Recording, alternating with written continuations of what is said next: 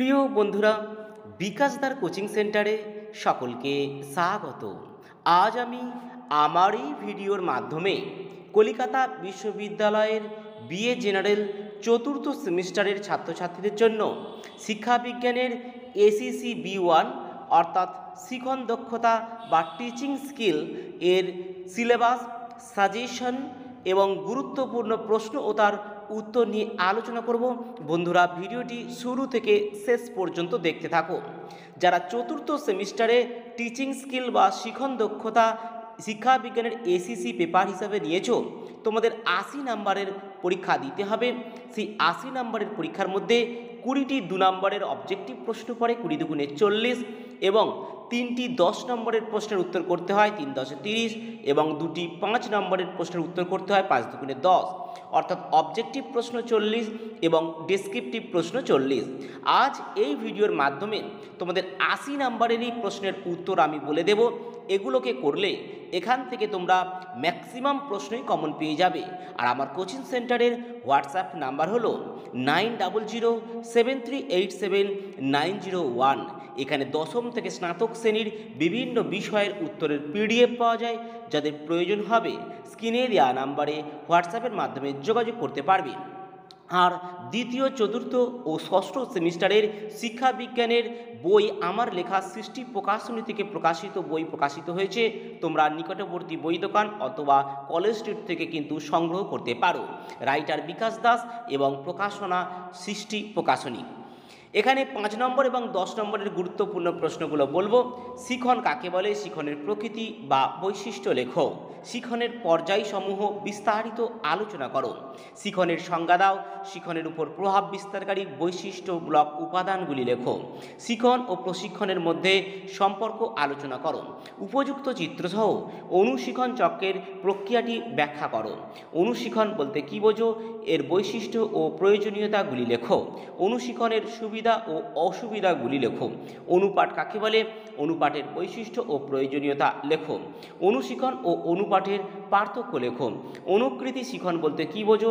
এর সুবিধা ও অসুবিধাগুলি লেখো। অনুকৃতি শিখন কি? অনুকৃতি শিখনের উপাদানগুলি সংক্ষেপে আলোচনা করো।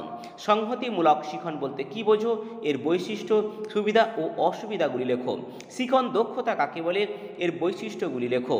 শিখন নকশা বলতে কী বোঝো? এর গুরুত্ব, সুবিধা ও অসুবিধাগুলি লেখো। শিখন নকশার স্তরগুলি আলোচনা করো। অনুকৃতি শিখনের 5টি বৈশিষ্ট্য লেখো এবং উত্তম শিখন নকশা বলতে কী বোঝো? উত্তম শিখন নকশার গুণাবলী আলোচনা করো। আর আমার কোচিং সেন্টারে দশম থেকে স্নাতক শ্রেণীর বিভিন্ন বিষয়ের উত্তরের পিডিএফ পাওয়া যায়। যাদের প্রয়োজন হবে স্ক্রিনে দেওয়া নাম্বারে হোয়াটসঅ্যাপের মাধ্যমে যোগাযোগ করতে পারবে। প্রথম প্রশ্ন দেখো, তার উত্তর এখানে করে দেওয়া রয়েছে, তোমরা দেখে নেবে। শিখনের সংজ্ঞা দাও। শিখনের প্রকৃতি ও বৈশিষ্ট্য আলোচনা করো। শিখনের প্রকৃতি দেওয়া রয়েছে। প্রকৃতি ও বৈশিষ্ট্য একত্রিত দেওয়া হয়। প্রকৃতি এবং বৈশিষ্ট্য একই জিনিস। এখানে দেওয়া রয়েছে শিখনের প্রকৃতি বা বৈশিষ্ট্য। শিখনে প্রভাব বিস্তারকারী উপাদানগুলি লেখো। খুব ইম্পর্টেন্ট প্রশ্ন। শিখনে প্রভাব বিস্তারকারী উপাদানগুলি লেখো। তবে প্রশ্নের পাশে কিন্তু যেগুলোতে যত বেশি স্টার দেওয়া রয়েছে সেই প্রশ্ন তত বেশি ইম্পর্টেন্ট। প্রশিক্ষণের প্রধান বৈশিষ্ট্যগুলি লেখো। শিখন ও প্রশিক্ষণের পার্থক্য লেখো। তবে শিখন ও প্রশিক্ষণের পার্থক্য কিন্তু 5 আকারেও আসতে পারে। এখানে 3টি 10 এবং 2টি 5 নম্বরের প্রশ্ন পড়বে। 10-এর ক্ষেত্রে 6টি থাকবে, কিন্তু 5-এর ক্ষেত্রে তোমাদের 2টিই থাকবে, কোনো অতিরিক্ত প্রশ্ন থাকবে না। অনুশিখনের সংজ্ঞা দাও। অনুশিখনের বৈশিষ্ট্যগুলি লেখো। এবং 20টি যে অবজেক্টিভ প্রশ্ন পড়ে সেখানেও কিন্তু কোনো অতিরিক্ত প্রশ্ন থাকে না। 20টি থাকবে, 20টিই করতে হবে। 10 নম্বরের প্রশ্ন কেবলমাত্র 6টি থাকবে, 3টি করতে হবে। আর 5 নম্বরের প্রশ্ন 2টিই থাকে, 2টি করতে হয়। সেই জন্য বড় প্রশ্ন যা পড়বে কমন পেয়ে যাবে, এবং 5 নম্বরের প্রশ্ন 2টির মধ্যে একটি খুবই ইজিলি পেয়ে যাবে এবং একটি প্রশ্ন একটু ঘুরিয়ে আসতে পারে।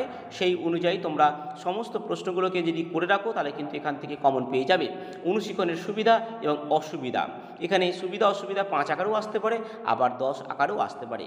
অনুপাঠের সংজ্ঞা লেখো। অনুপাঠের বৈশিষ্ট্যগুলি লেখো। অনুপাঠের পর্যায় বা ধাপগুলি লেখো। এই অনুপাঠ কিন্তু গুরুত্বপূর্ণ প্রশ্ন। অনুকৃতি শিখন কি? এখানে সিমুলেটেড টিচিং বা এর পর্যায় বা ধাপগুলি লেখো।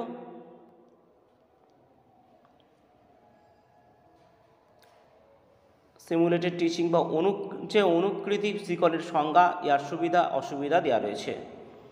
এখানে গুরুত্বপূর্ণ অবজেক্টিভ প্রশ্ন দেখে নাও। বড় প্রশ্নগুলোর পরেই অবজেক্টিভ দেওয়া রয়েছে। সংহতিমূলক শিখন কি? সংহতিমূলক শিখনের সুবিধা এবং অসুবিধাগুলি লেখো।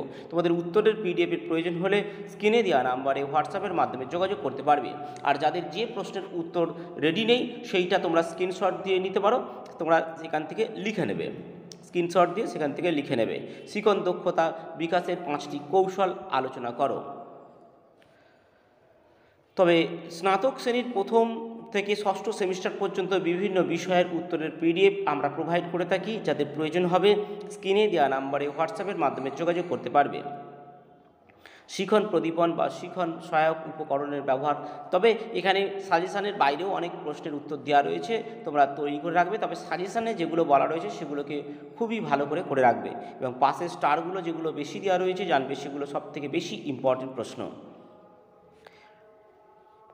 শিখন নকশা বা পরিকল্পনার সংজ্ঞা দাও। শিখন নকশার গুরুত্ব, শিখন নকশার গুরুত্ব আলাদাভাবে 5এও আসতে পারে। এডুকেশনের ক্ষেত্রে তোমাদের 5 নম্বর এবং 10 নম্বরের প্রশ্ন দুটি 5 মিলেও কিন্তু হয়। উত্তম বা আদর্শ শিখন নকশার গুণাবলী, খুবই ইম্পর্টেন্ট প্রশ্ন, 21 সালেও পড়েছিল। শিখন নকশা বা শিখন পরিকল্পনার স্তর বা ধাপসমূহ লেখো, এটাও গুরুত্বপূর্ণ। এবারে আমরা অবজেক্টিভ প্রশ্ন দেখব। অবজেক্টিভ প্রশ্ন, শিখনের দুটি প্রকৃতি বা বৈশিষ্ট্য, শিখনের প্রভাব বিস্তারকারী উপাদান, প্রশিক্ষণের অর্থ, তারপর প্রশিক্ষণের দুটি বৈশিষ্ট্য, শিখন ও প্রশিক্ষণের সম্পর্ক, শিখনের দুটি নীতি, সহজ থেকে কঠিন শিখন নীতি বলতে কী বোঝো, শিখনের নীতি বলতে কী বোঝো, শিক্ষাকে বিজ্ঞান বলা হয় কেন, শিখনকে কলা বলা হয় কেন। এখানে শিখনের কার্যকারী নীতি উদ্ভাবককে, ব্যক্তিগত শিখন কি, শ্রেণী শিক্ষা কি, দলগত শিখন কি, অনুশিখনের সংজ্ঞা এবং অনুশিখন কাকে বলে, অনুশিখনের বৈশিষ্ট্য, অনুশিখনের দুটি গুণ বা সুবিধা লেখো, অনুশিখনের দুটি ত্রুটি বা অসুবিধা লেখো, অনুপাঠের অর্থ, অনুপাঠের বৈশিষ্ট্য, অনুশিখনের বিভিন্ন ধাপ, অনুপাঠের কয়টি পর্যায় বা ধাপ রয়েছে সেগুলি কী কী, অনুশিখনের উদ্ভাবক কারা, সমাধান, সাধারণ শিক্ষা ও অনুশিখনের পার্থক্য, সিমুলেটিভ টিচিং বা অনুকৃত শিখন কি, অনুকৃত শিখনের বিভিন্ন পর্যায় আর অনুকৃত শিখনের গুণ বা সুবিধা, অনুকৃত শিখনের একটু অসুবিধা, সংহতিমূলক শিখন কি, সংহতিমূলক শিখনের সুবিধা বা গুণ, সংহতিমূলক শিখনের অসুবিধা, অনুশিখন চক্র কাকে বলে, অনুশিখনের দুটি প্রয়োজনীয়তা, অনুশিখনের দুটি উদ্দেশ্য, শিখনের দক্ষতা বা শিখন দক্ষতা কাকে বলে, শিখন দক্ষতার দুটি বৈশিষ্ট্য, পাঠের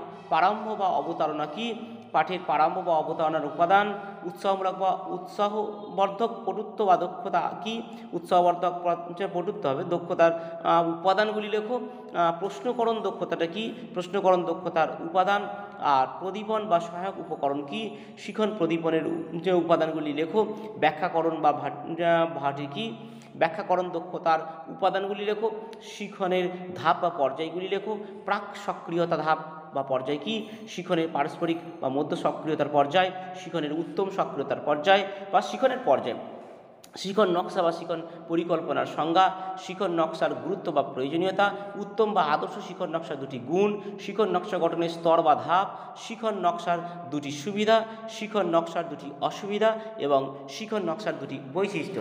এই গুরুত্বপূর্ণ যে 57টি অবজেক্টিভ প্রশ্ন দেওয়া হয়েছে এগুলোকে করলে আশা করছি এখান থেকে 15টির মতো প্রশ্ন তোমরা অবশ্যই কমন পেয়ে যাবে। 15 দুগুণে 30, আর বড় প্রশ্ন তোমরা 3টি বড় প্রশ্ন পাবেই। 5 নম্বরের প্রশ্ন দুটি পরে দুটি করতে হয়, সেখানে একটি প্রশ্ন অবশ্যই কমন পাবে। অর্থাৎ তোমাদের যে 80 নম্বরের পরীক্ষা আছে সেখানে তোমরা 65 থেকে 70 নম্বরের প্রশ্ন এই পিডিএফ থেকেই কিন্তু কমন পেয়ে যাবে। আজ ভিডিওতে এই পর্যন্তই, ততক্ষণের জন্য সকলে ভালো থাকবে, দেখা হবে পরবর্তী ভিডিওতে।